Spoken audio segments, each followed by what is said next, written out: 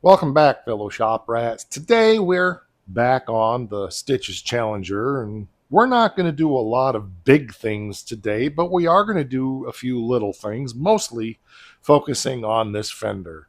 It's kind of a lazy Sunday afternoon. It's been an absolutely incredibly busy weekend with lots of activity going on, and I'm just exhausted. But I didn't get to do any filming this weekend, and I wanted to come out here and just tackle some little project, just some little bite, just some little thing that we could do that would be fun. Because if it's fun, we're gonna get it done. So don't go away. I'll be right back. I'm Mike.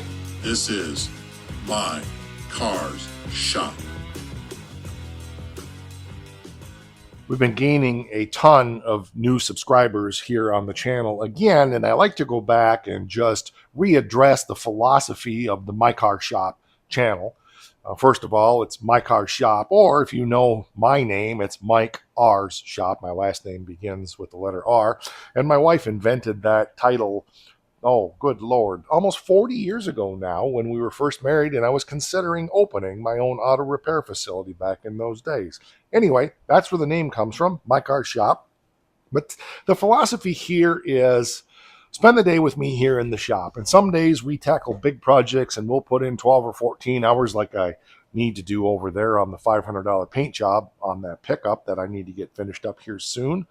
I will be doing that soon, I promise. The planets are starting to align, and for the most part, life is settling down. But anyway, um, it's all about spending the day here in the shop and just working on whatever it is I happen to be working on and sharing the time together.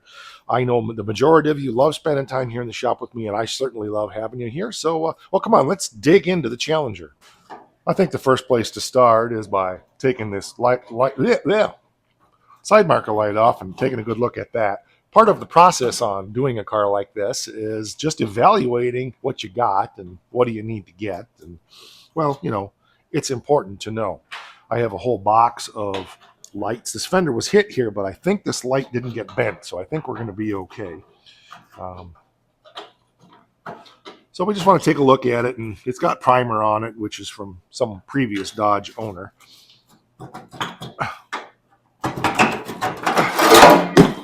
Yeehaw!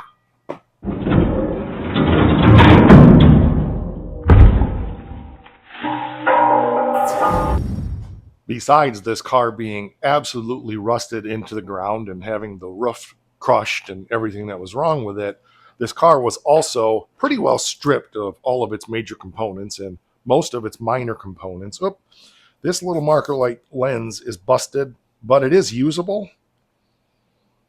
So we'll probably use that. If we can get it cleaned up, we'll see. We may not be able to, but I think the lenses themselves aren't too bad. But the main thing is that the chrome is only minorly pitted, and for a driver quality car, that's going to be just fine. So we'll actually, my box of lights is over in the other garage. We have all the tail lights and marker lights and all kind of stuff over there, and we'll put this in that as well. But the next thing I want to do now is my main focus today really is get this piece of trim off the car. Oh, that's going to be fun. They're all rusted, and I can't imagine anything on this car being rusted. There's one. Oh, oh, this is going to be just a joy in the morning. I got a way we could possibly get them off of there. I get about 2 turns on them.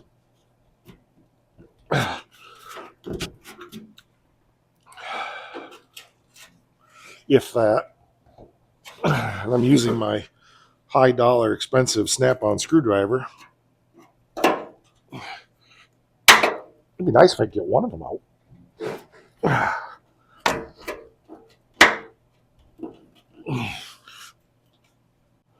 I'm wondering, probably the best way to do this is to take the cutoff wheel and go on the back side and zip the screws off. I can access every one of them. It'll accomplish 2 things. it should come out just with a little pryage. The second thing is the heat will also help loosen things up. So I'm going to get my cutoff wheel and just...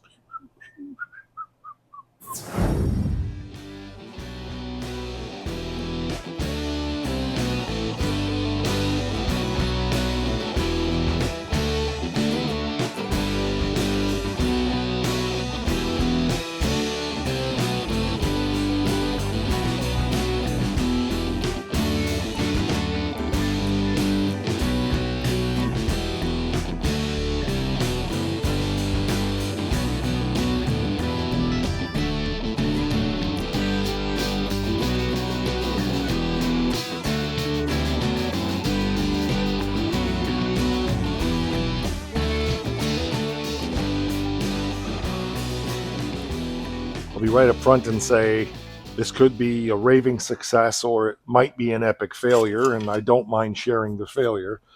I had a heck of a time getting some of those out, and I ended up, there was just no way to get the screws. Most of them did. There was 2 that I had to pop. So we're going to fix those first. The metal is still there, obviously, but yeah, we got to just peen the stainless back down. I think I need to go to the corner of the bench, so I can't do it here. Wished I had a little thing sticking out here that would be nice, but I don't. A little hole using soft back, and there we go. The thing with working with metal like this is you can't be in a hurry.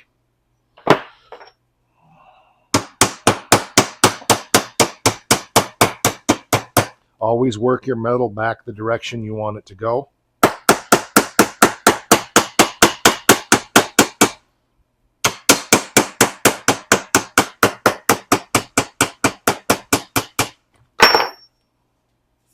Okay, looks pretty good. I'm not going to get too carried away with trying to put the ridges back in there, but I'm going to put a couple little bits here.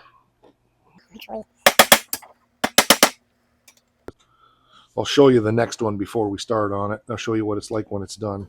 Should have done that with this one more carefully.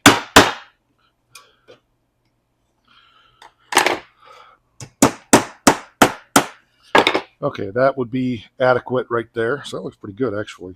All right, let's show you the next one now up close. So this is what it looks like. This is a hole we got right here. See how big that hole is? Get it over here by the door. There you go. You can see it. So it's all whopped out. So we're going to peen that back. But the metal on the back side is pretty, so we got to be careful. We want to peen that, this way. And I guess that's my point here is even if I can't salvage this piece, there's techniques you can learn as I'm doing this. It's actually turning out better than I expected.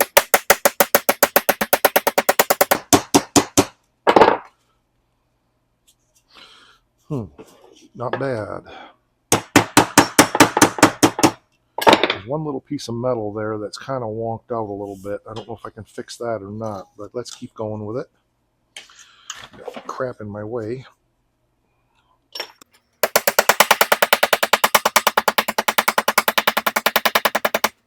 Slow and steady wins you the race, that's for sure. Okay, why is that? Oh, I see. Okay, it's, I just need to get a thing. Yeah. Let's see if this works. This probably isn't big enough. Nope. Just been a piece of round to push in there to try to move that metal back. Maybe this screw will do it. Nope, shaft is too small. So I need something a little bit bigger. I'm going to have to dig around. So what I'm going to try to do is put this on here and then take something like this and come over it on the top. Kind of use like a sleeve. Maybe I can do it like this.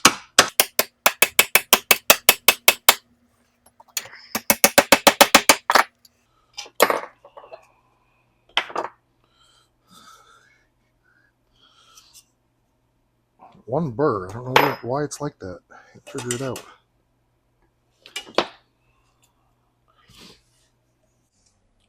It must be a burr because it's cold. I'll be here all night. Try the veal. Okay, there we go. Now we're getting it back in shape. Yeah, it's actually looking pretty good. Okay.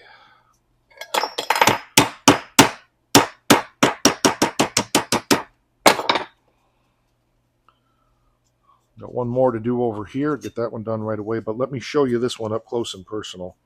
So it was this one right there. That's pretty adequate. The backside has still got a little burr on it. We may need to do a little file work on that, but I'm going to leave that for now. So then the next one we need to do is this one. So again, this one was the one you saw before.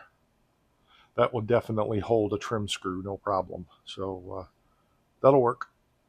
We can always go a little bit more if we need to, but I don't want to get carried away right now. Spent just a little more time on it and got it just a bit smaller because I got looking at the other ones and how small they are. So it's just a Nova Scotia bigger, not bad at all. So all right, that does all the holes now.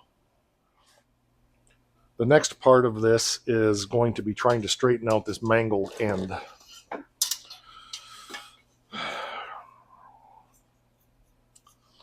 This is going to be a job of work here. Some of this I'm just going to do like this by hand. Like that. That one's already straightened out tremendously.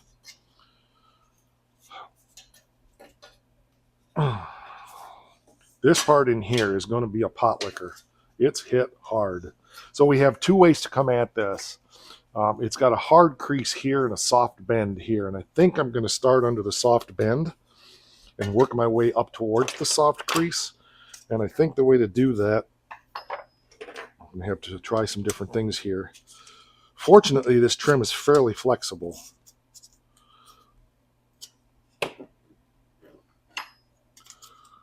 So I'm going to just try to work my way up it, and I'm bending it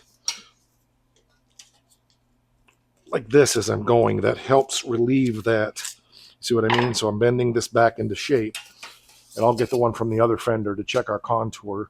But I'm bending this back into shape this way as we're going and getting this edge bent back up. So I've already got about 3 inches of it coming around already. I don't have a good, well, maybe I do upstairs. I'll have to look if I have a good fender opening we can compare this to. I got another set of fenders, but I don't know what the bottom of the fender's like. So we may go get that. Ooh, that's going to be a bit wrinkly in there. This is the worst part right there, is that freaking big old, got a dimple this way and a dimple this way. I don't know if I'll be able to get that out. We'll try. Not bad. Again, you want to be careful you're not putting more dents in it with your pliers, because that wouldn't be good either. Got another big gouge in it up there. The thing I want to mention about trim also is it may not be perfect, but trim is something you can easily put on later.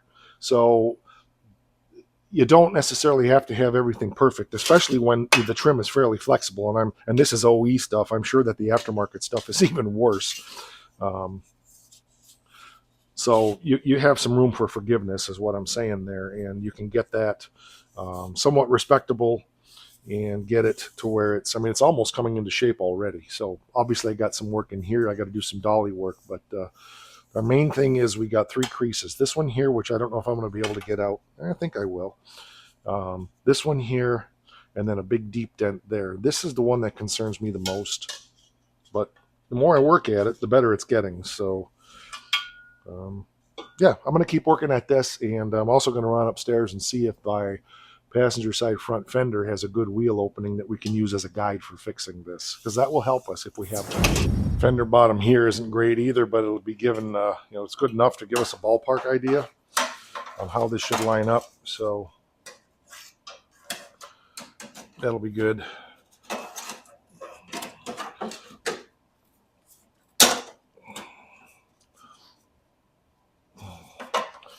Oh, we even got some screws in there yet. That's good.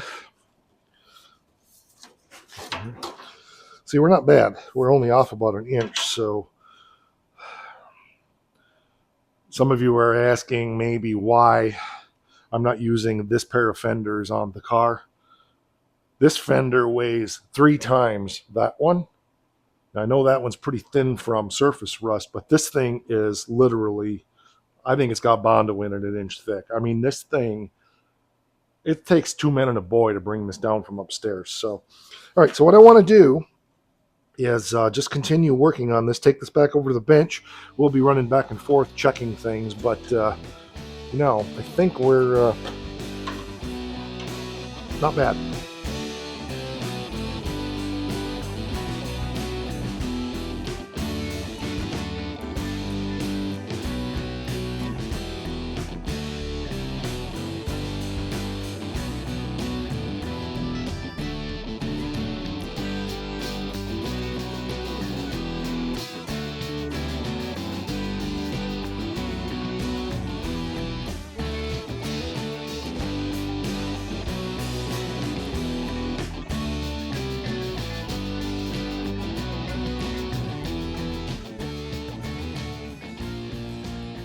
Here's what we have so far.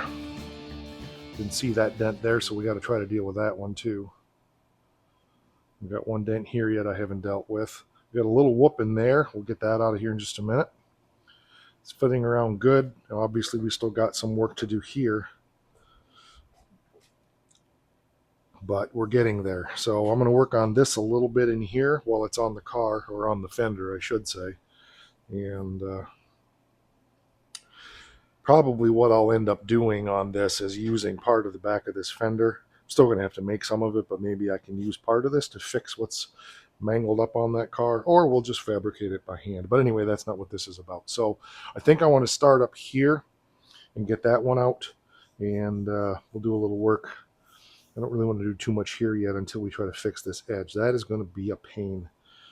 This here, not so much, but it's not going to be perfect. So don't misunderstand me and think that I'm sitting here saying, oh, we can take a mangled up piece of trim and make it perfect. No, we're going to take a mangled up piece of trim and make it usable, and make it respectable, not perfect.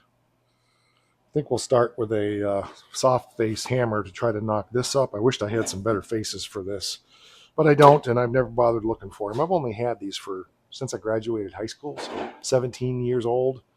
So for 40 years. Yeah.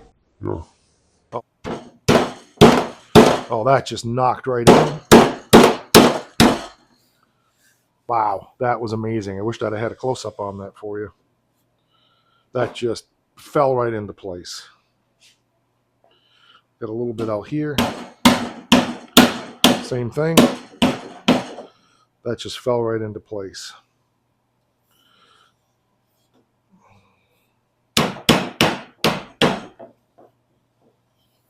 Good. So let's see if we get as lucky back here. We're not going to, because the bottom of this fender is pretty bad. But let's see if we can knock this down. Oh, yeah. Oops, and that popped out. So the bottom of the fender is so rusty back here that the screw won't hold. So I'm going to use a clamp. Find one that works. That's broken. The clamps are scattered all over Hellenbach. I don't even know who Hellenbach is. A lot of people talk about her. She must be important.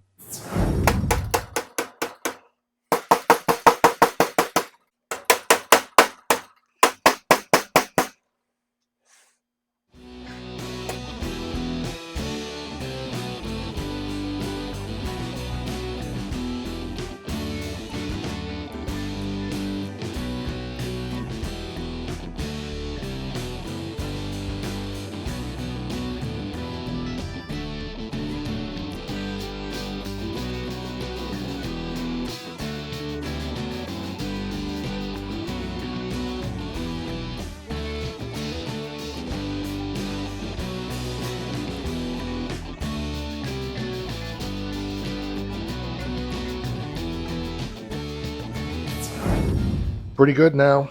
All lining up good. Got a little while right there. It's just, all that'll take is a little tap, just a love tap right there. We got a little dent there to fix, like I said.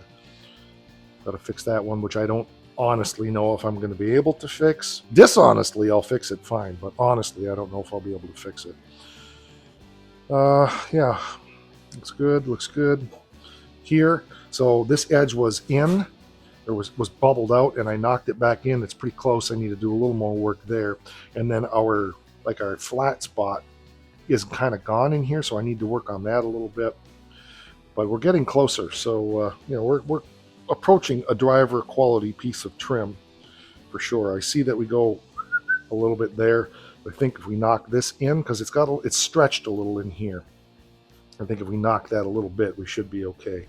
Looks like we need to knock that just a skosh also, but mostly that's probably going to be taken care of when we finish taking out that dent. So the next step, I think, is I'll knock it around a little more on here, and then we'll take it back over to the bench, and we'll start some of our fine detail work. All right, I'm going to start, I think, with this little one here. I don't know if I'll have much success, but it's a tough spot to get at. That's the problem with trim, is you're kind of... Oh, I see why there's a bug on the back. One of those little... Yep, that's what it is. That's what caused all of that. Yep. Not. Okay, so, yeah, it's got a pretty good gouge in it, so I don't think I'm going to be able to get all of that out, but we'll try a little.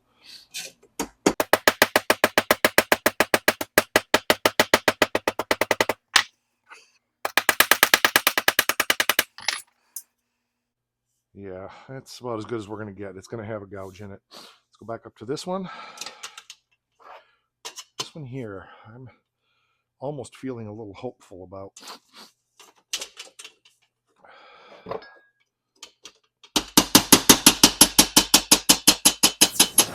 It's not turning out too bad. Now, I don't remember what I've shared with you and what I haven't. One of the things that I'll do is take a good sharp file once I get it close and just start forming it. Basically, I'm just roughing out some of the rough spots. Roughing out rough spots. And make sure it's a good sharp one and it's clean. Otherwise, you'll put deep gouges in it. I don't know. This is like a medium file, I think. And you're just trying to take out some of the high spots and level out some of the low spots. Just get it close. I'm not going crazy with this because I don't have the fender done yet. And I just want to get it roughed in and get it close and make it respectable. I will polish it up for you guys. Got a little problem there.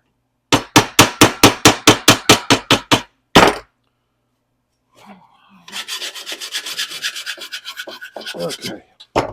Not bad. So now I'm going to go over it with my sandpapers and start getting it cleaned up a little bit, and then we'll throw a quick polish on it so you can just get a feel for what it's actually going to look like when it's done. I like to use just a little bit of lubricant of some kind. Usually I use PB Blaster or something like that. It doesn't really matter.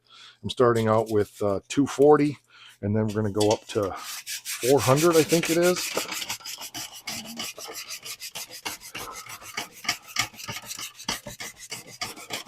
This takes a while. You can't get this done quickly.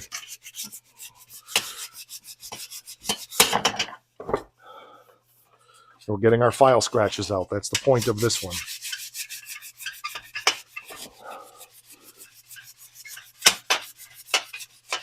Okay. Let's go up to our next one.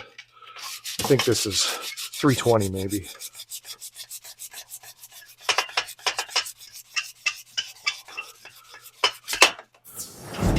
I didn't spend a ton of time at it because I know I got to come back and revisit it. A few little teeny scratches in here, mostly corrosion, a couple little dents. A few little teeny scratches in there. It's just a matter of spending more time working at it, but it'll all come out. Most of it will. The dents, not so much. But considering what we started with, she's not too bad. A couple little dimples and stuff in here. Again, not trying to hide anything from you, but I'm not taking it as far either. My main thing today was to see if it's salvageable. I see I got a little bit of a whoop in there that'll need to be dealt with. Part of it is I don't want to go too far with this at this point until I've got the fender done. Then I'll fit it to the fender. And I may not even use this, but I wanted to see if it was salvageable. And, it's salvageable for a driver. Like I said, it ain't perfect. They're like a whole set of these is like $300. They're about $70 a piece. I have 3 of the 4 for this car. But again, Stitches is all about salvaging what we can, using what we can, saving what we can.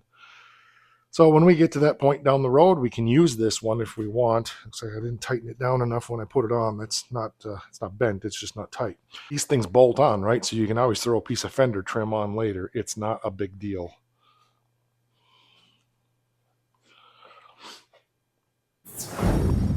I probably only spent 20 minutes on the buffer, if even that, working on that.